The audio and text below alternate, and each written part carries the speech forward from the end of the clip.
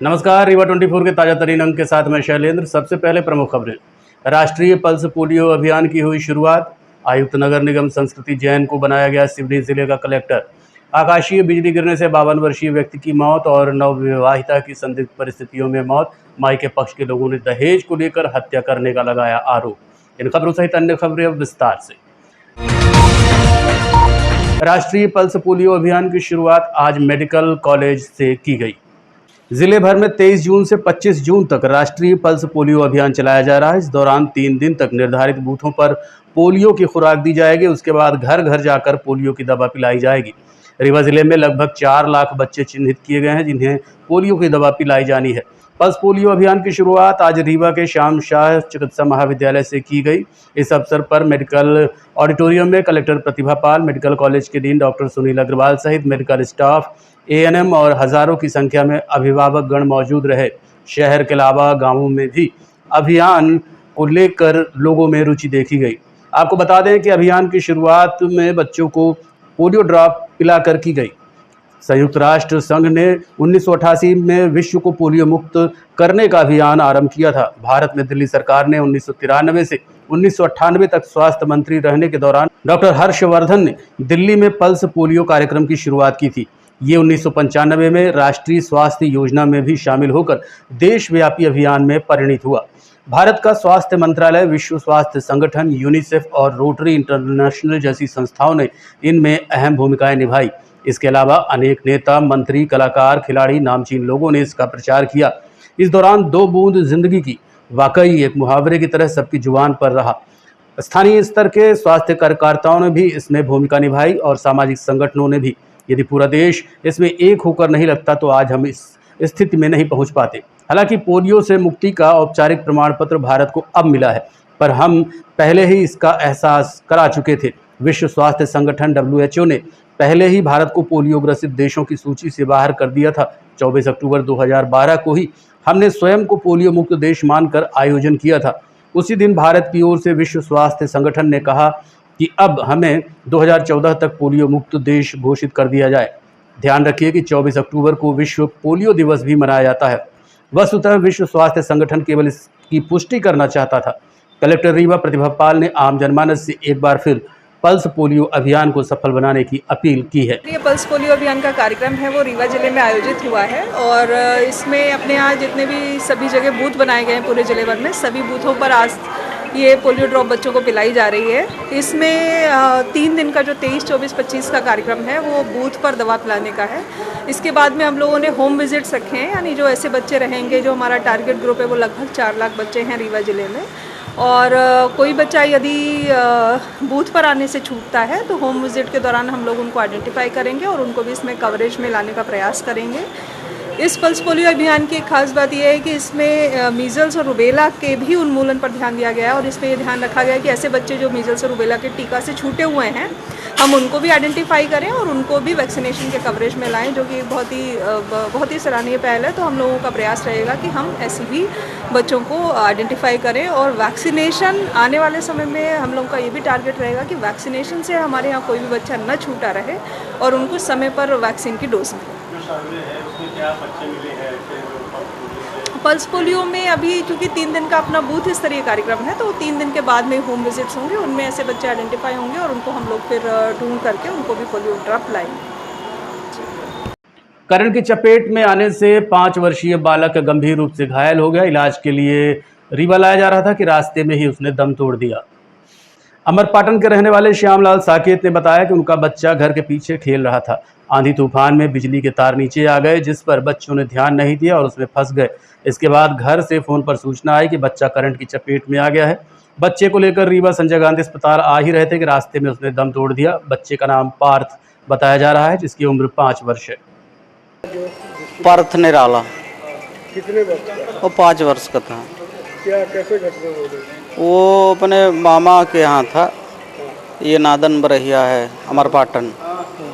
तो कल 5 बजे के बाद जो है यहाँ गांव, हम लोग गांव में थे, वहाँ से फ़ोन आया उसकी माँ का कि लल्ला को करंट लग गया। तो यहाँ से सब लोग गए, हो गया। वहाँ से वो लोग लेकर के अमरपाटन आए अमरपाटन से जो है जब जैसे हम लोग भी पहुंच गए तुरंत, फिर वहां से लेकर रीवा आ रहे थे, तो वही रीवा यहीं लाए। यहाँ डॉक्टरों ने मृत घोषित कर दिया कि मृत हो गई। करंट काहे से लग गया? करंट घर के पीछे वो कल आंधी तूफान आया था, वही तार और टूटा था, तो वही वो बच्चों के साथ खेल रहा था। तो अब घटना स्थल पर तो थे नहीं हम लोग, तो वो जो है वही तार और में फंस गया था। आयुक्त नगर निगम संस्कृति जैन की नवीन पदस्थापना कलेक्टर सिवनी के रूप में हुई है। रीवा नगर निगम की आयुक्त सुश्री संस्कृति जैन का तबादला कलेक्टर जिला सिवनी के रूप में किया गया है। संस्कृति जैन 2015 बैच की अधिकारी हैं। इस अवसर पर आज उन्हें स्टाफ द्वारा सम्मानित किया गया। वहीं उनकी जगह पर डॉक्टर संजय सौरभ सोनवड़े को जिला पंचायत अधिकारी के अलावा स्थायी रूप से आगामी आदेश अनुसार आयुक्त नगर निगम का अतिरिक्त प्रभार सौंपा गया है। इसके अलावा क्षितिज सिंघल कलेक्टर सिवनी का तबादला प्रबंध संचालक मध्य प्रदेश विद्युत वितरण कंपनी लिमिटेड भोपाल के लिए कर दिया गया है। सबसे पहले मैं सभी रीवा शहर वासियों का और हमारे रीवा नगर निगम के सभी अधिकारीगण एवं कर्मचारीगणों का बहुत बहुत धन्यवाद करना चाहती हूँ। रीवा शहर ने मुझे बहुत स्नेह दिया है और प्यार दिया है, साथ ही मुझे कई सारे नए कामों को सीखने की और करने की एक अपॉर्चुनिटी दी है। मैं इसके लिए सभी रीवा वासियों को और हमारे नगर निगम की पूरी टीम को बहुत धन्यवाद करना चाहती हूँ। इसी के साथ मैं ये भी चाहती हूँ कि आने वाले समय में जिस राह पर रीवा शहर अग्रसर है, रीवा नगर निगम अग्रसर है, मुझे पक्का विश्वास है कि आने वाले समय में रीवा शहर देश के सर्वोत्तम शहरों में गिना जाएगा। मैंने काफी इंटरेस्ट लिया था हमारे स्विमिंग पूल प्रोजेक्ट में, जिसमें काम चल रहा है।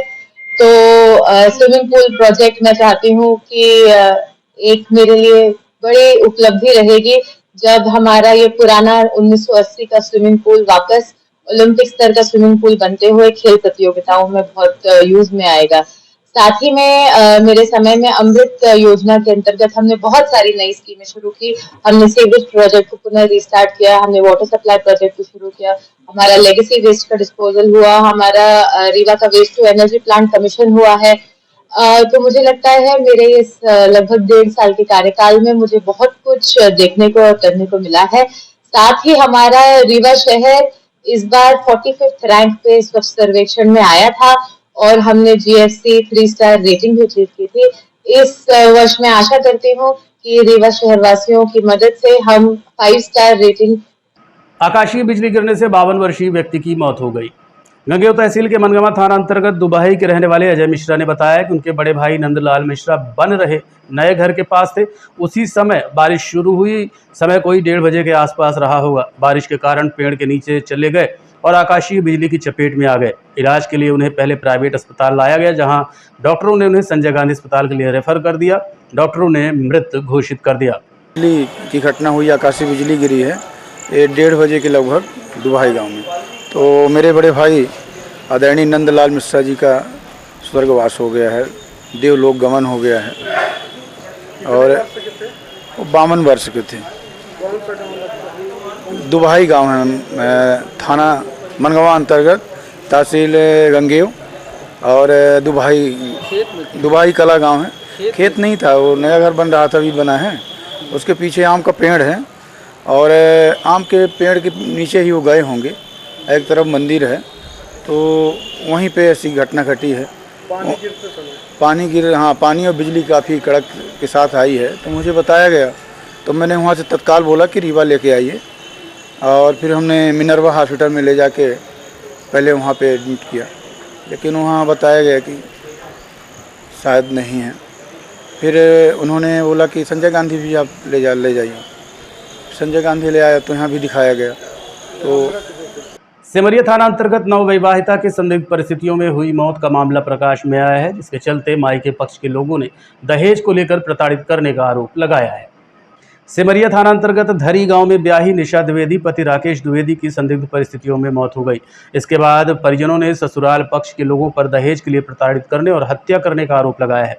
मृतका के पिता मनकहरी निवासी 45 वर्षीय अमरनाथ तिवारी, पिता स्वर्गीय चंद्रशेखर प्रसाद तिवारी ने बताया कि उनकी बेटी को दहेज के लिए प्रताड़ित किया जाता था। उन्होंने दहेज में जमीन बेचकर गाड़ी भी दी थी, लेकिन आए दिन दहेज की मांग की जाती थी, जबकि उनका दामाद बेंगलुरु में रहता है घटना के दिन उनकी बेटी के साथ मारपीट की गई और रस्सी बांधकर लटका दिया गया। उन्होंने ब्रजेंद्र द्विवेदी, कौशल द्विवेदी, संगीता द्विवेदी, विकास द्विवेदी, प्राची द्विवेदी आदि के ऊपर मारपीट करने का भी आरोप लगाया है। इस संबंध में हमने मृतका के परिजनों से बात की। कार्यालय में बैठे आप लोग, क्या मामला है, क्या है? बच्ची को हमारे सर मार डाले हैं धरी गांव में। क्या पूरा मामला? धरी गांव में बच्ची हमारी ब्याही थी, तो विजेंद्र द्विवेदी उनके लड़के और मलकिन मिलके सब मार डाले हैं। हम लोग वहाँ देखे गए तो मारपीट हम लोगों के साथ करने चालू कर दी। हम लोग भाग दिए साहब, फिर पुलिस गई, उसके सामने हम लोग बच्ची को देखने के लिए पाए हैं। फिर पीएम में लेके सिमरिया चले गए। हम लोग रीवा चले आए, सोच के रीवा लेके गए होंगे, नहीं जानकारी कि सिमरिया में इनका कहाँ चलता है, तो सिमरिया पीएम करने ले चले आए। हम लोग यहाँ चले आए, अभी पता चल ये अभी 4-5 साल की पूर्व में दहेज के लिए प्रताड़ित करते थे। कहते थे कि पैसा लाओ, हम 2 एकड़ की जमीन बेच के गाड़ी खरीद के दिए, सामान दिए, उसके बाद भी कहते थे कि और लाओ। इसीलिए महीने में 2-4 बार मार पीट करते गए। मौत कैसे हुई, क्या बता रहे हैं? वो बता रहे हैं कि फांसी लगाई। हम लोग गए देखे तो फांसी मैं नहीं रही, जमीन में पड़ी रही मेरी बच्ची, फांसी में ही लटकी रही है। कहाँ का मामला है? ये थारी गांव का है, थाना कौन सा लगता है? थारा सिमरिया चौकी चौकी साहेबपुर। बच्ची का क्या नाम था? निशा तिवारी, निशा द्विवेदी, और इसका लड़की था? राकेश द्विवेदी। ये क्या करते हैं? ये बगलौर में रहता है। तो आपने रिपोर्ट की है क्या? पुलिस ने शिकायत की? नहीं, अभी हम नहीं किए थे कहीं साहब। हम लोग सोचते थे कि घर के मर्यादा की बात है, काहे को हम लोग करें, है ना। ये सब ये हुआ है, ये रोड लगी हुई है और देखिए भी नहीं दिया बच्चा को। यहाँ कैसे पहुँच गया? थाने क्यों नहीं गया? थाने सर हम लोग यहाँ पे पीएम के लिए चले कि हमारी बच्ची की पीएम यहाँ होगा रीवा में, तो सिमरिया लेके चले गए। जब हम लोग वहाँ गए तो वहाँ है नहीं, इसलिए गुहार लगाने आए कि हाँ बता दें, हम क्यों तब तक जला न दें। वहाँ हम लोग नहीं पहुँच पाएंगे, जला देंगे तो क्या करेंगे सर, उसको देखने तक नहीं पाएंगे। मेरी बच्ची है। यहाँ पे मारपीट भी हुई जी, हम लोगों के ऊपर मारपीट भी हुई है, रीजन के ऊपर, सर के ऊपर। उनके 3-4 लोग परिवार के लड़के और घर के मिल के सब। हाँ जी, विजेंद्र द्विवेदी, राकेश विकेश द्विवेदी, उनकी महतारी, उनकी मिसेज संगीता द्विवेदी, सब कई लोग मिल के मारे। आप लोग क्या नाम? अरे हम लोग चाहते हैं कि उनको पोस्टमार्टम वहाँ कहाँ लेके गए, कैसा हो गया, न्याय होना चाहिए, उसके पास हम पहुँचे, कार्रवाई होना चाहिए, सही का जानकारी होना चाहिए। 4 आदमी जो हैं हत्यारे, लेकिन हत्या की गई।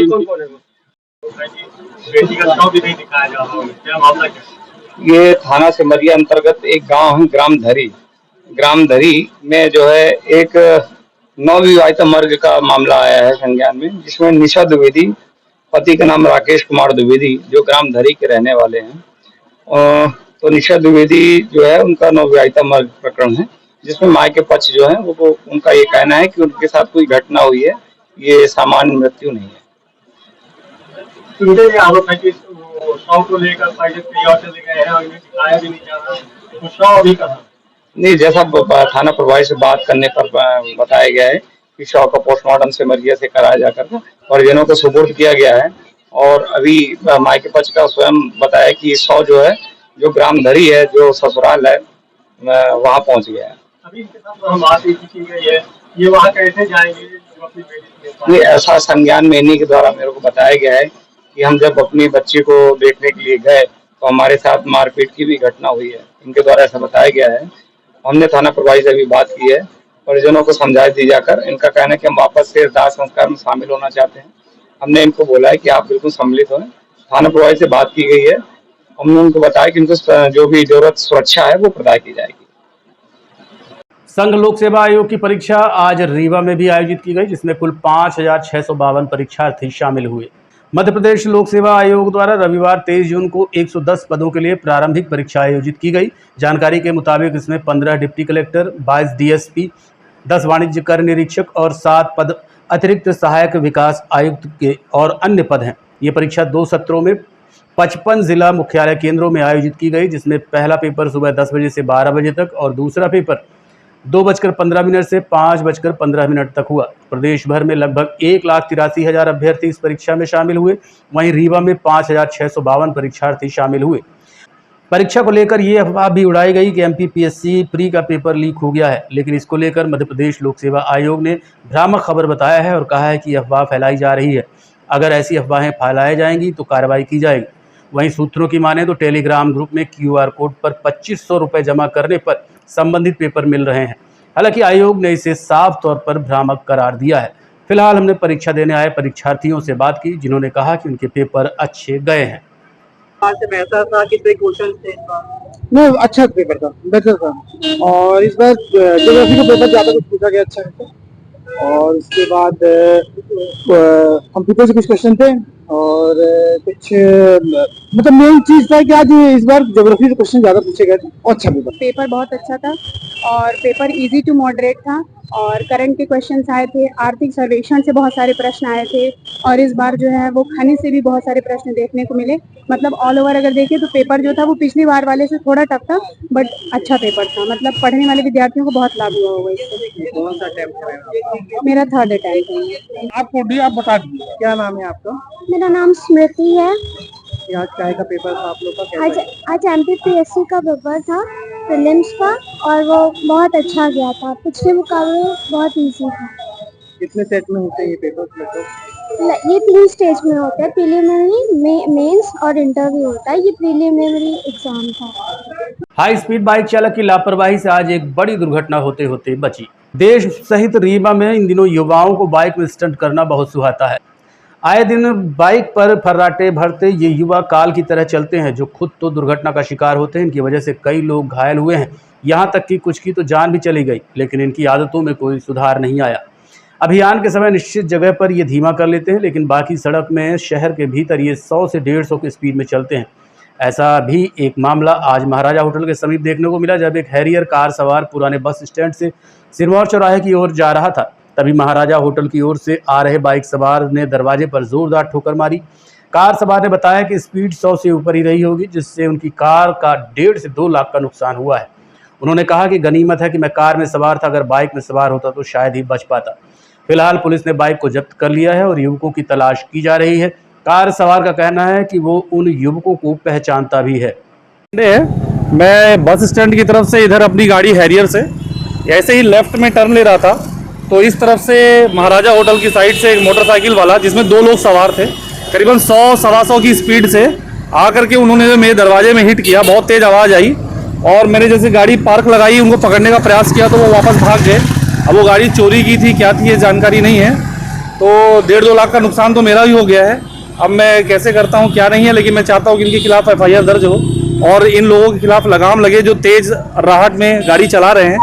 ये चलो मेरे पास 4 व्हीलर थी तो मैं बच गया, अगर कोई मोटरसाइकिल वाला तो उसके प्राण यही निकल जाने थे। यहाँ पे ब्रेकर भी बनने की यहाँ ब्रेकर की बनने की ज़रूरत है और किसी तरीके के यहाँ पे बैरिकेड्स होने चाहिए, जिसकी वजह से ये लोग जो है उस पर कुछ नकाम लग सके, कुछ लगाम लग सके और कुछ पब्लिक में हिट हो सके।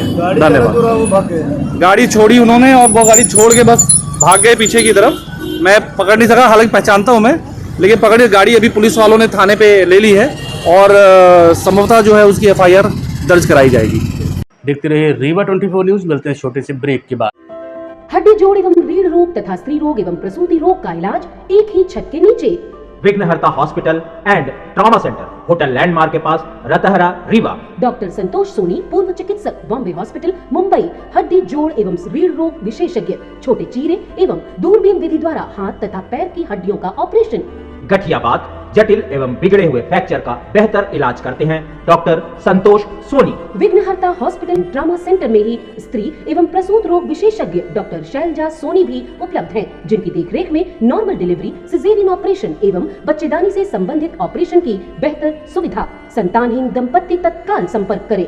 विघ्नहर्ता hospital and trauma centre, hotel landmark के पास, रतहरा, रीवा। सुविधाजनक एवं सफल इलाज हेतु आज ही संपर्क करें।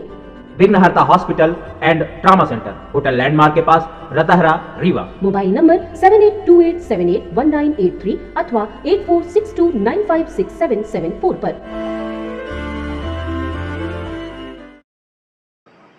वर्षा जनित बीमारियों को लेकर मेडिकल कॉलेज के मेडिसिन विभाग के असिस्टेंट प्रोफेसर ने सलाह दी। रीवा जिले में प्री मानसून वर्षा शुरू हो गई है। शीघ्र ही वर्षा काल शुरू हो जाएगा। वर्षा काल में दूषित जल के सेवन से टाइफाइड, पीलिया, डायरिया, पेचिस और हैजा जैसी बीमारियां फैलती हैं। अंततः भोजन बनाने एवं पेयजल के उपयोग में शुद्ध उबला हुआ पानी का उपयोग करें। कुछ भी खाने के पहले, शौच के पश्चात साबुन से अवश्य हाथ धोएं। मेडिकल कॉलेज के मेडिसिन विभाग के असिस्टेंट प्रोफेसर डॉक्टर महेंद्र तिलकर ने वर्षा ऋतु में मुख्य रूप से दूषित जल के उपयोग से होने वाली बीमारियों से बचने की सलाह दी है।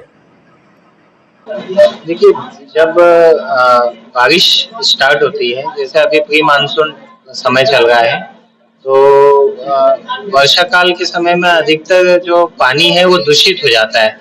जो पीने योग्य पानी है वो काफी दूषित मात्रा में रहता है, और खासतौर पे जो खुले हुए जो खाने की वस्तुएं होती हैं, जैसे कि बाहर सभी लोग जाके चाट चौपाटी में जाके कुछ भी खाते हैं, खुली चीजें, इवन फल भी बिना धुले हुए फलों का सेवन करते हैं, जिससे कि पीलिया, पेचिस, डायरिया और टाइफाइड, हैजा, बहुत सारी ऐसी गंभीर रोगों के होने का खतरा रहता है।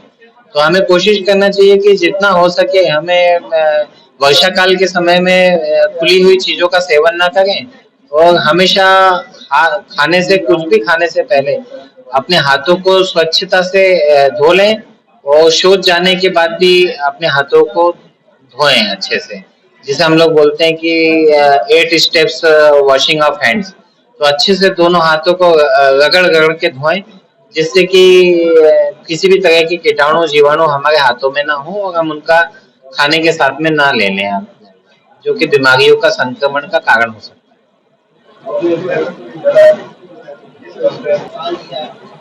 सीजन में पानी इकट्ठा होता है, जिसके कारण मच्छर बहुत हो जाते हैं, उनके बचाव को लेकर ये बहुत ही एक अति आवश्यक प्रश्न है जो आपने किया है, जो कि सबको जानना अति आवश्यक है कि जो पानी एकत्रित होता है, 2 तरह से एकत्रित होता है। एक तो जैसे नालियों का, खड्डों का, जिसमें गंदा पानी होता है, इसमें अधिकतर मलेरिया के जो कीटाणु होते हैं वो बेसिकली जो मलेरिया का जो मच्छर होता है वो अपना लार्वा उसके अंदर जन्म देता है, और वहीं से मच्छरों का जन्म होता है। बहुत सारे मच्छर हमें आके काटते हैं और मलेरिया को या डेंगू को फैलाते हैं।